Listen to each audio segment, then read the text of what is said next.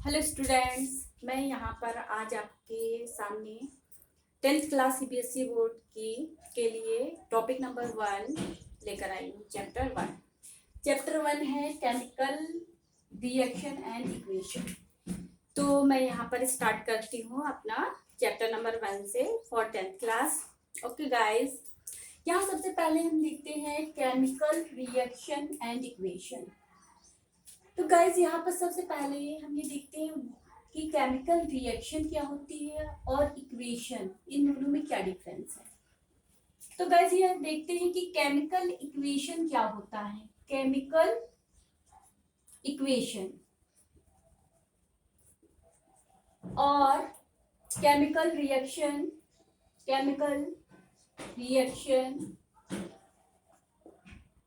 और इक्वेशन में हम थोड़ा सा डिफरेंस देखते हैं कि क्या होता है। केमिकल रिएक्शन और इक्वेशन में क्या डिफरेंस होता है, यहाँ पर हम देखेंगे। केमिकल रिएक्शन जो होता है कि जैसे हम कह रहे हैं कि magnesium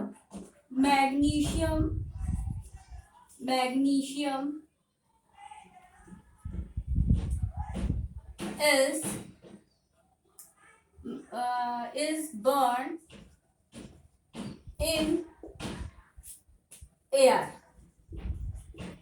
this is a chemical reaction कि मैग्नीशियम एयर में जल रही है। और एयर में क्या होती है? एयर में ऑक्सीजन होती है, यानी कि मैग्नीशियम ऑक्सीजन के साथ रिएक्ट करके बर्न हो रही है, जल रही है, यानी कि ऑक्सीजन के साथ रिएक्ट कर रही है। तो ये प्रोसेस जो हम कह रहे हैं कि मैग्नीशियम ऑक्सीजन के साथ रिएक्ट कर रही है, तो ये क्या हुआ? केमिकल इक्वेशन, यानी ये प्रोसेस। जैसे अब इक्वेशन क्या हो गई? अगर इसी प्रोसेस को, यानी कि ये प्रोसेस जो है हम जो बता रहे हैं, ये केमिकल रिएक्शन है कि मैग्नीशियम हमारी जो है एयर में ऑक्सीजन के साथ बर्न हो रही है। लेकिन इस और अगर हम इसकी इक्वेशन क्या होता है, अगर हम इसकी इक्वेशन देखते हैं तो यानी कि हम मैग्नीशियम, अब हम ऐसी इक्वेशन देंगे यानी कि मैग्नीशियम एयर में बर्न हो रही है, यानी कि मैग्नीशियम ऑक्सीजन से रिएक्ट कर रही है।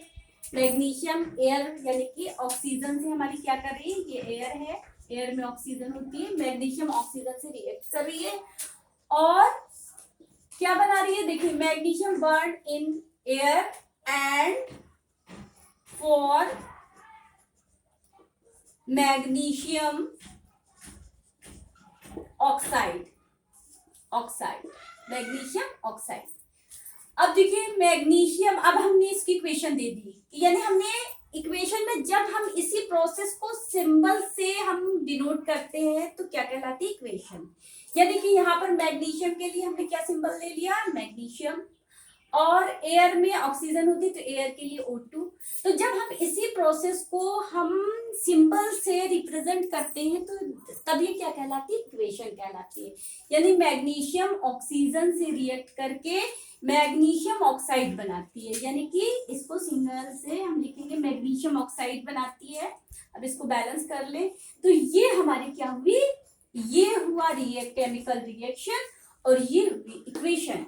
यानी कि केमिकल रिएक्शन एक प्रोसेस है और जब उसी प्रोसेस को हम सिंबल से डोनेट करते हैं, इनके सिंबल से डोनेट करते हैं, तो वही चीज हमारी क्या कहलाती? इक्वेशन कहलाती गाइस। जैसे अब देखिए photosynthesis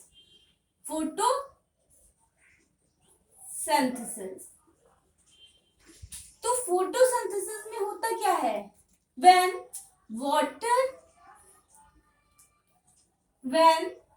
water and carbon dioxide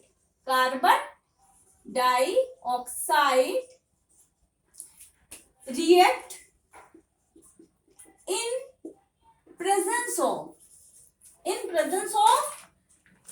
sunlight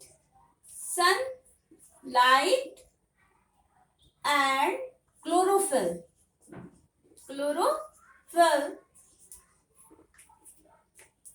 It forms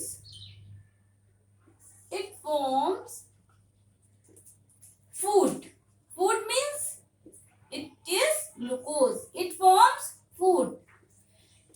It is known यानी कि जब वाटर और कार्बन डाइऑक्साइड आपस में रिएक्ट करके किसकी प्रेजेंस में, सनलाइट और क्लोरोफिल की प्रेजेंस में रिएक्ट करके हमारा ग्लूकोज बनाते हैं, तो ये जो प्रोसेस है इसको कहते हैं फोटोसिंथेसिस। तो it is a chemical reaction.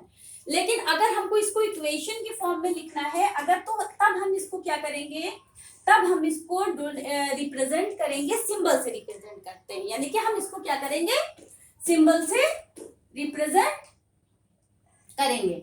तो देखिए अब सिंबल से इसको कैसे करेंगे, यानी कि carbon dioxide and water, carbon dioxide और वाटर आपस में रिएक्ट करके हमारा किसकी प्रेजेंस में, क्लोरोफिल की प्रेजेंस में, chlorophyll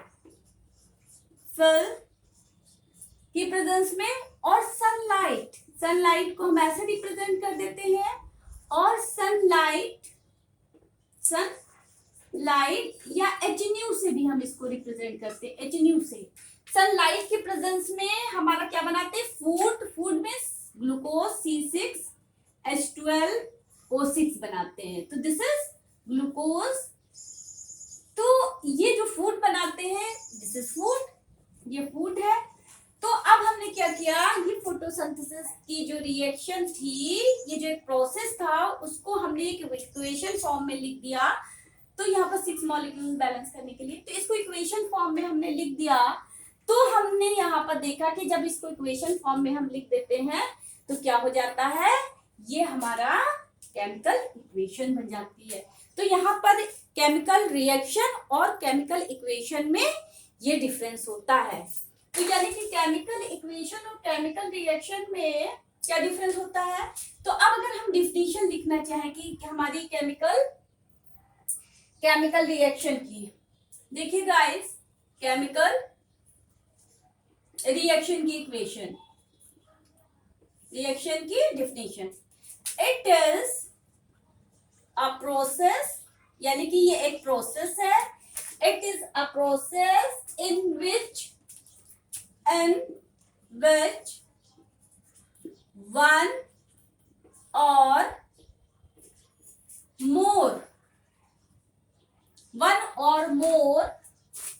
or more substance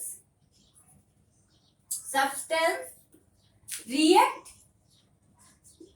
to form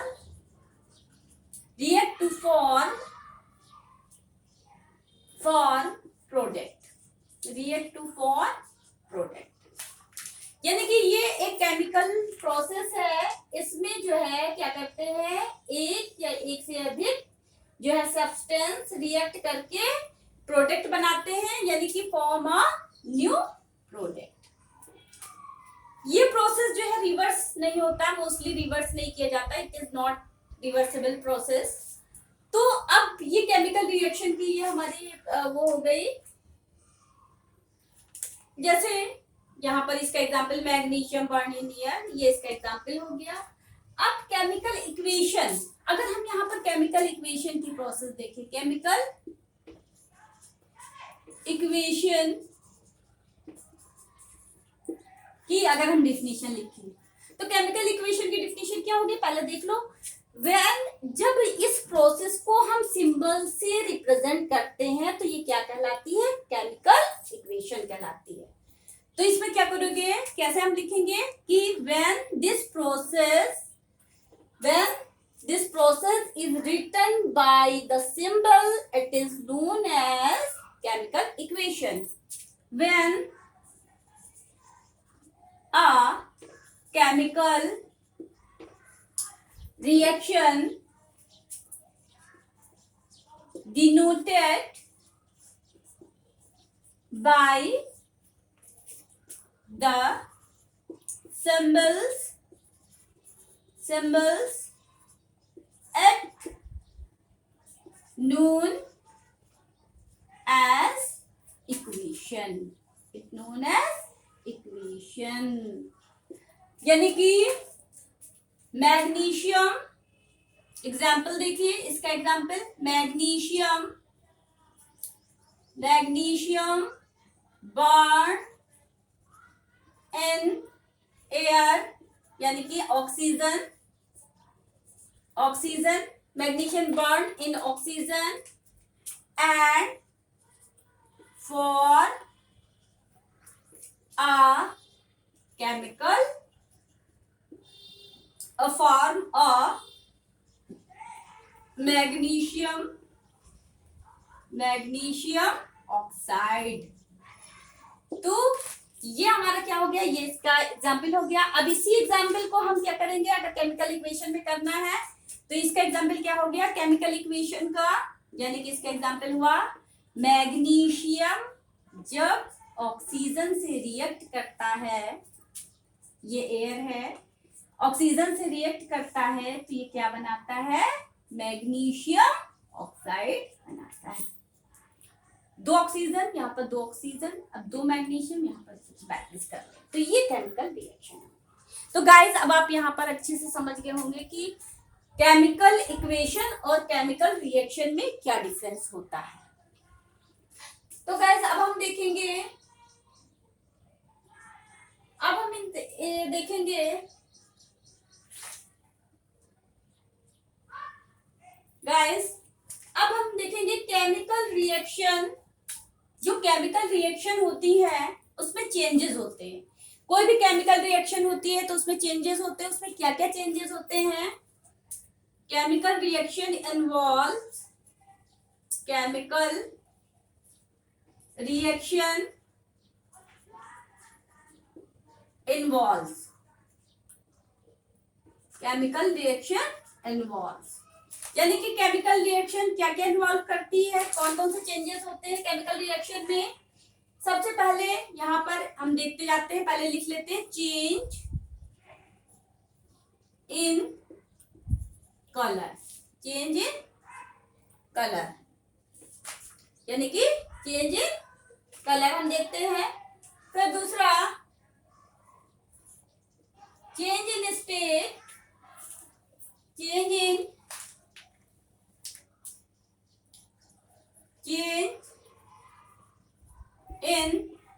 state, पहले हम देख लेते हैं इसकी वो। फिर दूसरा इन्वॉल्व कर होती है इसमें, दूसरा जो इन्वॉल्व होगा चेंज इन टेम्परेचर, यानी कोई भी केमिकल रिएक्शन होती है तो उसमें टेम्परेचर में भी चेंज होता है, change in temperature, change in temperature. Third change in temperature, third. Fourth evolution, यानी कि जब केमिकल रिएक्शन होती है तो इसमें इवोल्यूशन ऑफ किसी ना किसी गैस का इवोल्यूशन ऑफ गैस। तो सबसे पहले चेंज इन कलर, तो चेंज इन कलर में हम क्या देखेंगे, सबसे पहले चेंज इन कलर कि जब हम जैसे कोई भी रिएक्शन करवाते हैं तो पहले रिएक्टेंट का हमारा कुछ और कलर रहता है और रिएक्टेंट होने के बाद जो प्रोडक्ट बनता है उसका कुछ और कलर हो जाता है, तो ये हमारा क्या कहलाता है, चेंज इन कलर। तो चेंज इन कलर जो है हमारा क्या होता है कि जैसे ये जो मैग्नीशियम है, जैसे example magnesium change in colour में देख लीजिए, मैग्नीशियम हमारा है जब ऑक्सीजन के साथ बॉन्ड करते हैं इसको तो क्या होता है, ये डेजलिंग व्हाइट जो फ्लेम के साथ जो है डेजलिंग फ्लेम के साथ ये हमारा बॉन्ड करता है। लेकिन जब इसके बाद में हमको मैग्नीशियम ऑक्साइड जब इसकी ऐश मिलती है तो व्हाइट कलर की एक ऐश होती है, पाउडर होता है। तो चेंज इन कलर हमारा हो गया, यानी कि कोई भी हमारा रिएक्टेंट का जो है कलर जो होता है तो प्रोडक्ट का कलर क्या होता है, जो मिलता है वो दूसरा होता है। यानी कि जो रिएक्शन से जो सब्सटेंस जो है रिएक्शन को प्रोडक्ट को बना रहे हैं उनका कलर दूसरा होगा, प्रोडक्ट का कलर दूसरा होगा। ये क्या कहलाता है, चेंज इन कलर। अब change in state, change in state को हम कैसे देखेंगे कि चेंज इन स्टेट जो होता है यहाँ पर अब हम देखते हैं चेंज इन स्टेट। तो चेंज इन स्टेट अब देखो कि जैसे हमारा चेंज इन स्टेट में यहाँ पर हम देखते हैं चेंज इन स्टेट में जैसे हमारा सॉलिड, कौन कौन सी स्टेट हो सकती है, सॉलिड, लिक्विड और गैस, तीन स्टेट हो सकती है। अब मान लीजिए कि जैसे हमारा एग्जांपल यहाँ पर हम देखते हैं चेंज इन स्टेट में कि एग्जांपल मान लीजिए कि हमारा जैसे वाटर है, वाटर है, यहाँ हम चेंज इन स्टेट में देखते हैं, फिर चेंज इन टेम्परेचर, फिर change in evolution of gas देखेंगे। तो जैसे हमारा यहाँ पर हमारा देखिए यहाँ पर हमारा वाटर है, तो क्या होता है कि जैसे वाटर हमारा है तो हाइड्रोजन और ऑक्सीजन आपस में रिएक्ट करके वाटर बनाते हैं, ये हमें पता है। ये एक सिंपल सी रिएक्शन है, चेंज इन स्टेट अभी हम बता रहे हैं आपको, ये सिंपल सी रिएक्शन है। तो क्या होता है कि ये जो है, अब देखिए हाइड्रोजन क्या है, ये क्या है, रिएक्टेंट है, और ये हमारा क्या है, प्रोडक्ट है। तो ये हमारा क्या है, गैस है, और ये भी क्या है, गैस को हम जी से लिखते हैं, ये भी हमारा क्या है, गैस है, ऑक्सीजन भी गैस है। अब ये दोनों रिएक्टेंट क्या है, गैस है, लेकिन जो प्रोडक्ट हमारा बन रहा है वो लिक्विड बन रहा है। तो चेंज इन स्टेट हो गया ना, कि रिएक्टेंट हमारे दूसरे स्टेट में है और लेकिन जो प्रोडक्ट बना रहे हैं वो लिक्विड स्टेट में। तो चेंज इन स्टेट भी हमको देखने को मिलती है जब कोई भी केमिकल रिएक्शन होती है। दूसरा हमारा है थर्ड, अभी हमने आपको लिखा था चेंज इन टेम्परेचर, यानी कि हमारा टेम्परेचर में भी चेंज होता है। तो टेम्परेचर में कैसे हमारा चेंज होता है कि चेंज इन टेम्परेचर अगर हम देखें तो चेंज इन टेम्परेचर में अगर हम देखते हैं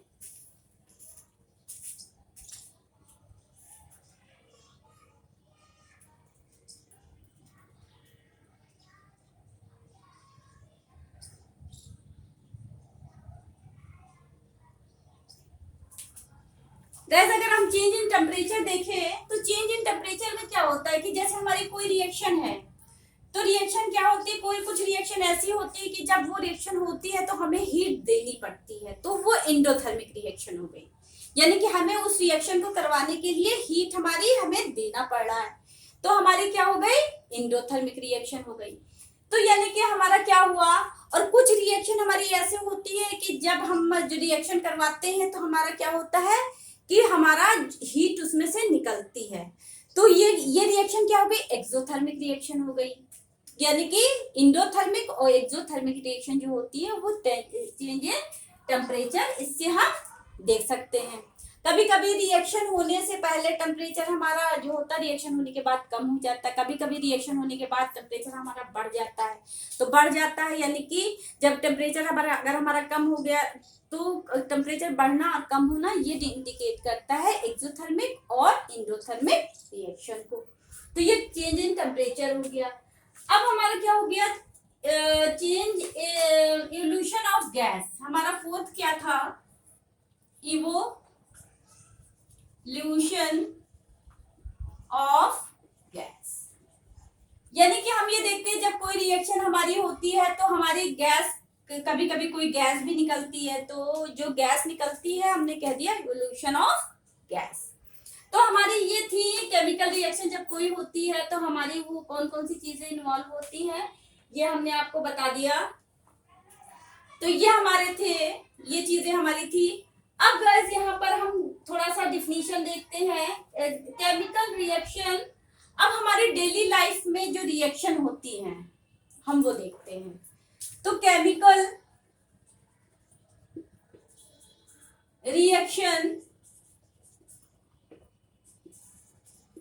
involve in our daily life। अब हमारी डेली लाइफ में हर तरफ हम देखते हैं कोई ना कोई केमिकल रिएक्शन होती रहती है, कोई केमिकल रिएक्शन होती है कि जैसे अभी मेन कुछ एग्जांपल्स हैं मैं आपको बताऊंगी जो आपकी एनसीईआरटी बुक में भी है। जैसे आप गर्मियों में दूध को रख दीजिए खुला, हम गर्मियों में दूध को अगर खुला रख देते हैं तो क्या होता है, दूध हमारा कहे में दूध फट जाता है, यानी कि दूध हमारा दही में चेंज हो जाता है, यानी कि दूध हमारा फट जाता है। तो हमारा पहला क्या आपने देखा कि फॉर्मेशन ऑफ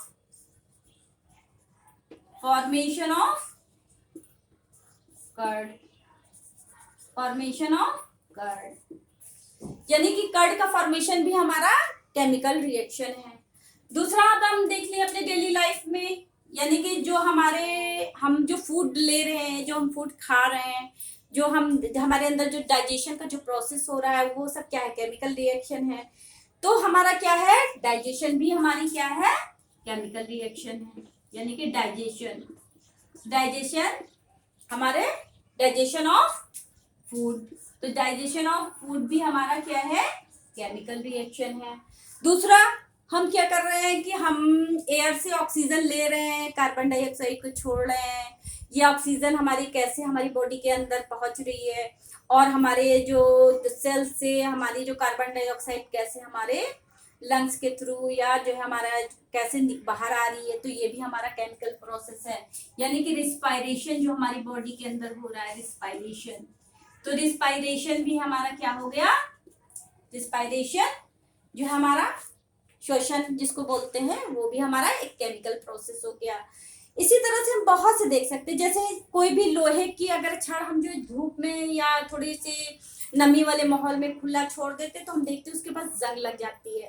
तो ये भी क्या हो गया कि आयरन नेल को या लोहे की कील को ऐसे छोड़ दे तो जंग लग जाती है। तो ये भी एक केमिकल प्रोसेस है, उस पर जंग लग जाता है। यानी कि आयरन ऑक्साइड का जो है जंग जो होता है, आयरन ऑक्साइड वो जो है फेरिक ऑक्साइड, ये जो है हमारा जंग जो है उस पर लग जाती है। तो ये भी जब ऑक्सीजन जो है आयरन से रिएक्ट करती है तो आयरन ऑक्साइड बनाती है, तो वो हमारा क्या कहलाता है, जंग कहलाता है।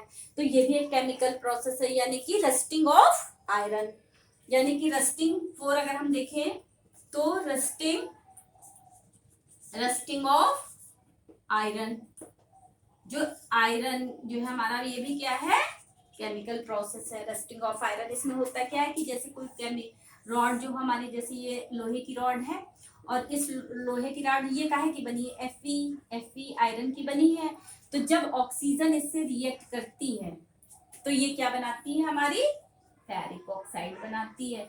तो ये हमारा जो है कि क्या बनता है, जो आयरन ऑक्साइड होता है ये हमारा क्या बन जाता है, ये हमारा जो है हमारा जंग बन जाता है। इसी को आयरन ऑक्साइड को क्या कहते हैं, जो है रस्ट कहते हैं। तो ये हमारा जो है आयरन जो ऑक्साइड बना, ये हमारा क्या बन गया, ये रस्टिंग हो गई। तो आयरन ऑक्साइड ये हमारा रस्ट बना, तो ये भी एक केमिकल प्रोसेस हो गया। अब देखिए हमारा जो बहुत सारे ऐसे प्रोसेस हैं, बहुत ही जितनी भी केमिकल रिएक्शंस हो रही हैं, तो ये भी हमारी क्या है, सब केमिकल जो है प्रोसेस है, रिएक्शंस है। अब हमारा एक्सक्रीशन आता है, ये जितने भी हमारा है ये सब प्रोसेस हो रहे हैं, तो ये हमारी रिएक्शन केमिकल रिएक्शन है। अब यहाँ पर जब केमिकल रिएक्शन की बात अगर हमारे सामने आ जाती है तो हमको ये भी जानना जरूरी हो जाता है कि प्रोडक्ट क्या होते हैं और रिएक्टेंट क्या होते हैं। तो गाइस अब हम यहाँ पर देखेंगे कि प्रोडक्ट क्या होता है और रिएक्टेंट क्या होता है गाइस। तो इसमें प्रोडक्ट और रिएक्टेंट की डिफिनीशन हम देखते हैं। तो प्रोडक्ट और रिएक्टेंट की जो डिफिनीशन होती है, तो इसमें प्रोडक्ट सबसे पहले हम देखते हैं कि जैसे कोई भी केमिकल रिएक्शन हो रही है, अब हम देखेंगे reactant and product, reactant and product. अब देखिए मान लीजिए रिएक्टेंट और प्रोडक्ट होते क्या है कि जैसे कोई भी हमारी केमिकल रिएक्शन हो रही है, मान लो कि A प्लस B, ये जो है A प्लस B मिलके बना रहे हैं AB, कोई प्रोडक्ट बना रहे हैं AB। तो हमारा क्या हो गया कि जैसे इसी में देख लो कि जैसे मैग्नीशियम आयरन के साथ, मैग्नीशियम ऑक्सीजन के साथ रिएक्ट करके मैग्नीशियम ऑक्साइड बना रहा है। तो अब इसको बैलेंस करके ये क्या हो गया, मैग्नीशियम ऑक्साइड हो गया। तो यहाँ पर जो चीज हमारी इधर लिखी होती है लेफ्ट हैंड साइड में, तो ये हमारी क्या कहलाती है, रिएक्शन के लेफ्ट हैंड साइड में क्या होती है, ये जो है जो भी चीजें लेफ्ट हैंड साइड में लिखी होती है वो हमारी कहलाती है रिएक्टेंट, रिएक्टेंट कहलाती है। यानी कि जो केमिकल रिएक्शन में जो पार्ट कर लेते हैं उनको रिएक्टेंट कहते हैं। और जो इस एरो के राइट हैंड के साइड बनती है, इस एरो के हेड की तरफ जो होता है, तो वो हमारे क्या कहलाते हैं, प्रोडक्ट कहलाता है, प्रोडक्ट। यानी कि जब रिएक्टेंट आपस में जो रिएक्ट करते हैं तो वो क्या बनाते, जो चीज बनाती है उसको क्या कहते हैं, प्रोडक्ट कहते हैं। ये हमेशा तीर के हेड की तरफ लिखा होता है, ये तीर है, ये तीर का निशान है एरो का, और एरो की हेड की तरफ प्रोडक्ट और एरो की टेल की तरफ रिएक्टेंट होते हैं। तो ये थे हमारे कि हमने आपको आपको गैस बताया कि रिएक्टेंट क्या होते हैं, यानी कि जो भी केमिकल रिएक्शन में जो पार्ट लेते हैं, यानी कि जो लेफ्ट हैंड साइड में जो पार्ट लेते हैं, जो रिएक्ट करने के लिए जो जो चीजें हैं वो हमारी कहलाती है रिएक्टेंट। और उनको मिलने से, उनके रिएक्शन से जो भी हमारी चीज बनती है वो क्या कहलाती है, हमारी प्रोडक्ट कहलाती है।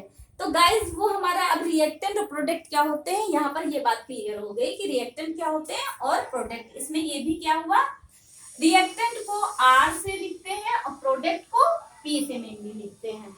तो अब देखिए रिएक्टेंट की डिफिनीशन, यहाँ पर रिएक्टेंट की डिफिनीशन देख ले। तो रिएक्टेंट की डिफिनीशन हमारी क्या हो जाएगी, the substance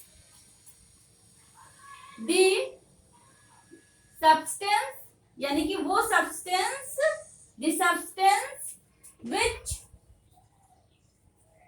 take part in chemical reaction, यानी कि जो सब्सटेंस केमिकल रिएक्शन में पार्ट लेते हैं वो रिएक्टेंट कहलाते हैं। इट डिनोटेड बाय, ये किससे डिनोट किए जाते हैं, denoted by R, capital R, इनको कैपिटल आर से। रिएक्टेंट जो है एक हो सकता है, रिएक्टेंट जो है हमारे एक तो हो नहीं सकते, दो रिएक्टेंट कम से कम होना चाहिए प्रोडक्ट बनाने के लिए। तो रिएक्टेंट हमारे मोर देन 2 भी हो सकते हैं, कई रिएक्टेंट हो सकते हैं। और प्रोडक्ट, अब देखिए प्रोडक्ट की डिफिनीशन अगर हम देखें प्रोडक्ट की, तो product are the substance which formed after the reaction, यानी कि प्रोडक्ट्स वो सब्सटेंस होते हैं, products are the substance which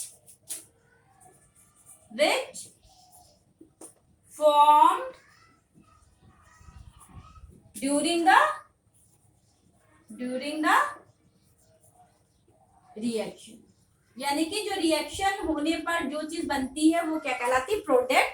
और इसको कहाँ से डिनोट करेंगे, denoted by P, capital P, यानी कि रिएक्टेंट और प्रोडक्ट यानी कि डिनोटेड बाय P, यानी कि ये हमारे जो है रिएक्टेंट है और ये प्रोडक्ट है और ये इन दोनों की डिफिनीशन है गाइस। तो अब यहाँ पर जब केमिकल रिएक्शन की बात चलती है तो हमें एक बात और जानना भी बहुत जरूरी हो जाता है कि यहाँ पर एक बात और भी जानना हमारा जरूरी हो जाता है कि अब हम देखते हैं गाइस कि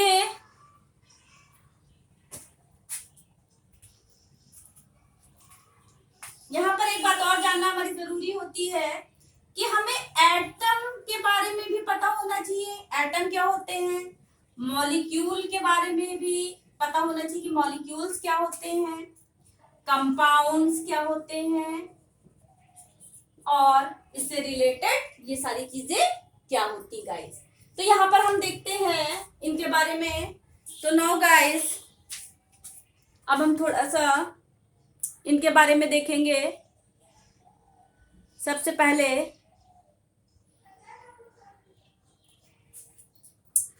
तो यहाँ पर हम ये देखते हैं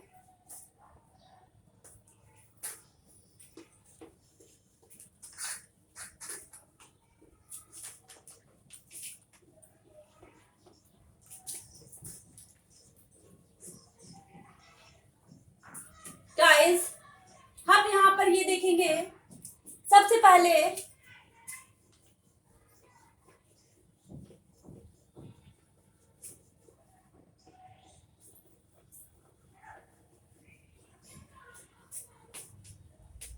हम अभी देखते हैं कि सबसे पहले हम यहाँ पर देखेंगे कि एटम क्या होता है, क्योंकि हमारी केमिकल रिएक्शन हो रही तो एटम पार्टिसिपेट करते, एटम मॉलिक्यूल और हमें कंपाउंड्स के बारे में नॉलेज होना चाहिए। एटम मॉलिक्यूल, पहले हम एटम और मॉलिक्यूल में डिफरेंस समझ लेते हैं। एटम और मॉलिक्यूल के बारे में तो समझते हैं, फिर कंपाउंड, मिक्सचर और जो भी हैं कॉम्प्लेक्स वगैरह उनके बारे में हम समझेंगे क्या होता है। तो यहाँ पर गाइस हम देखते हैं एटम।